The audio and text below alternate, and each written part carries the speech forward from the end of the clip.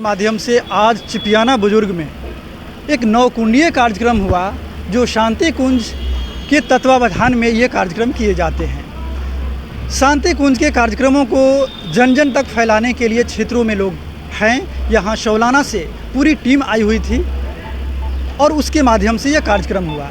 ये कार्यक्रम जिनके माध्यम से किया गया, जिन्होंने प्रेरणा ली शांति कुंज से, हमारे पास लोकेश भाई साहब हैं, लोकेश भारद्वाज जी हैं। भाई साहब, आपने एक बहुत बड़ा महत्वपूर्ण कदम उठाया, वो भी चिपियाना बुजुर्ग के लिए। कैसे प्रेरणा मिली?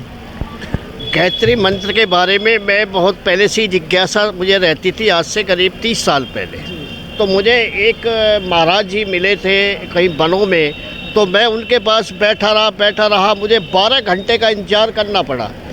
उसमें उन्होंने वो मंत्र मुझे बड़े धीरे से, बड़े गोपनीय तरीके से, ये गायत्री मंत्र इसे जीवन में आप उतारोगे तो आपको किसी चीज़ की कोई भी तो बिना मतलब तमन्ना से पहले आपकी ज़रूरतें पूरी होंगी। मुझे विश्वास नहीं हुआ, मैंने धीरे धीरे जीवन में उतारा।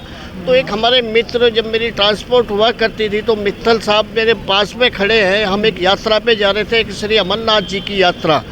तो मनकी जी, गुरु जी कोई मंत्र देते हैं, बड़ा बहकावा चल रहा है, ये चल रहा है। तो इनकी प्रेरणा स्रोत मुझे आज से 25 साल पहले उस यात्रा में मिली कि एक हमारा शांति कुंज का मामला है और इसमें गुरु मंत्र भी गायत्री मंत्र है और ओपनली है।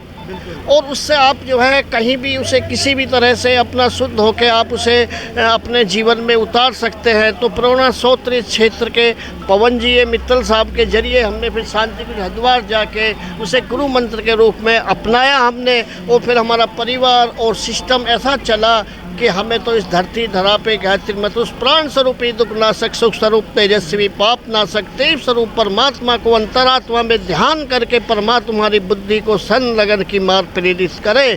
तो सारा खेल बुद्धि का है, सब उसका है।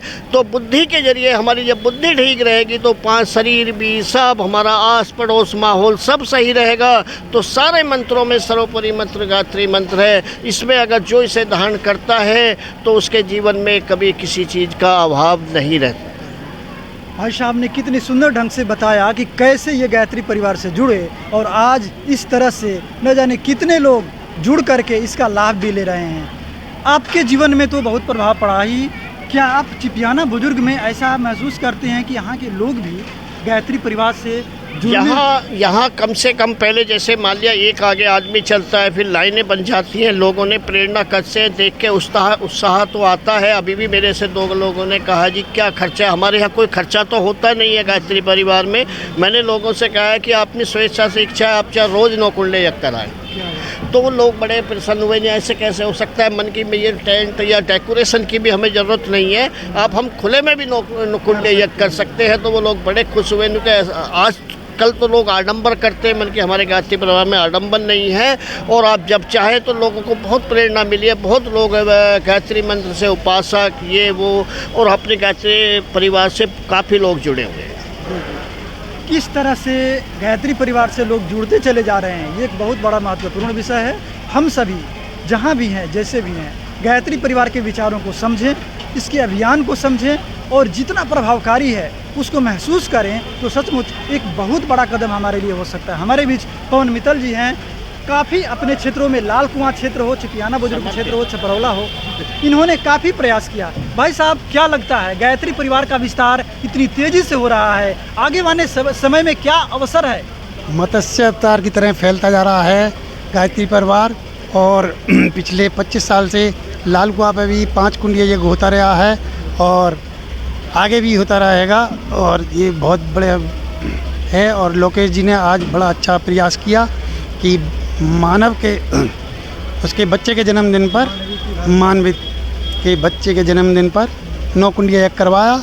और आगे भी चिपियाने में इस तरीके के प्रोग्राम होते रहेंगे। धन्यवाद जी, बिल्कुल, बहुत बहुत धन्यवाद मित्तल जी को भी। इस तरह से ये कार्यक्रम आगे भी होने की पूरी संभावना है, ये विस्तार होते चला जाएगा। ये कार्यक्रम सिर्फ मानविकी भारद्वाज का जन्मोत्सव ही नहीं, बल्कि श्रीमती मूर्ति शर्मा जी जो कि एक बुजुर्ग महिला हैं, उनका एकादशी उद्यापन का भी कार्यक्रम आज इस यज्ञ के माध्यम से हुआ। इस तरह से हम देख सकते हैं कि एक बहुत बड़ा महत्वपूर्ण कार्यक्रम को यहाँ पर अंजाम दिया गया और इस तरह से गायत्री परिवार से जुड़ने की प्रक्रिया निरंतर जारी है। युग धर्म प्रज्ञा बुलेटिन के माध्यम से हम प्रयास कर रहे हैं कि इस तरह के जहाँ कहीं भी अच्छे कार्यक्रम हो रहे हों और आपके लिए प्रेरणादायक हो, हम आप तक पहुँचाने की कोशिश करेंगे। बहुत बहुत धन्यवाद आप सभी का।